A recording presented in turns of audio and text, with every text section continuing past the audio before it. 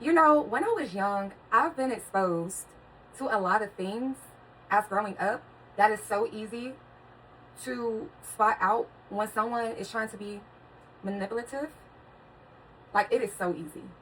And I cannot stand, because I'm not always going to express or call out the manipulation. Because sometimes, depending on the circumstances, I do want someone to think that I'm dumb. I do want someone to think that I don't know what they're doing so they can keep putting themselves in a bigger hole.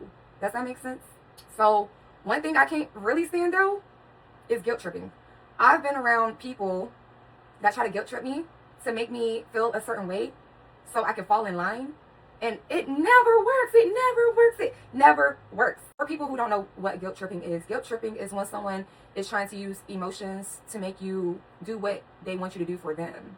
And some people do it subconsciously. Like they're some people don't even know that they're doing it. Like you can have a boundary and that person can come to you. Let me do an example. This is something that's happening to me up to this day. I can tell someone, do not call me after 10 p.m., right? And they'll continue to try to overstep that boundary. Then when you talk to that person, it's, oh, you know, I had a long day and it hurts me to know that you won't pick up my phone call, knowing that I had a long day at work or I had a long day in general. That's guilt tripping. And I could do some other examples because people do it all the time. Like I had another incident where I was just having fun in the neighborhood and this person was like, oh, you have my number, you didn't call me, you didn't invite me, it hurts very much. Well, we're gonna have more fun in the neighborhood and everybody is invited to do activities. You have my phone number, you're one of the first people to have my phone number in this neighborhood. That's guilt tripping. Like people love to guilt trip me to make me feel a certain way, to make me bend, to make me do things that I don't have to do.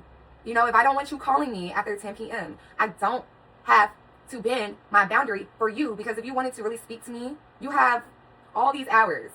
You wake up in the morning, but you wait to call me very, very late and excuse it on having a long day. Anybody who really wanted to talk to you or communicate with you will reach out. And sometimes I don't reach out to people because I don't like feeling like I'm putting in more than the other person, because that's just something I won't do. I just don't like that feeling, and I would never like that feeling, and I would never reach out to someone who don't put in effort and time and energy into me. Does that make sense?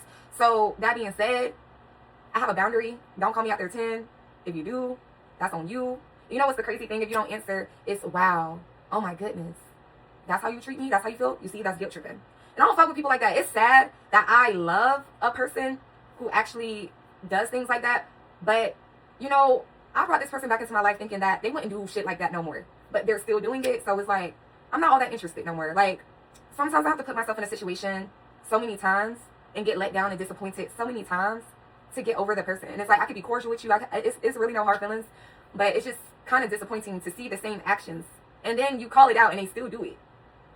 And then with the other situation is gaslighting, because that person wanted me to call them to let them know about the activities we were having, but I didn't invite anybody. It was just like whoever was outside, we had fun, we did our activities, nothing more, nothing less. And it was other situations with that person where they was trying to gaslight me. Not gaslight, they was trying to do that too, but what's the shit called?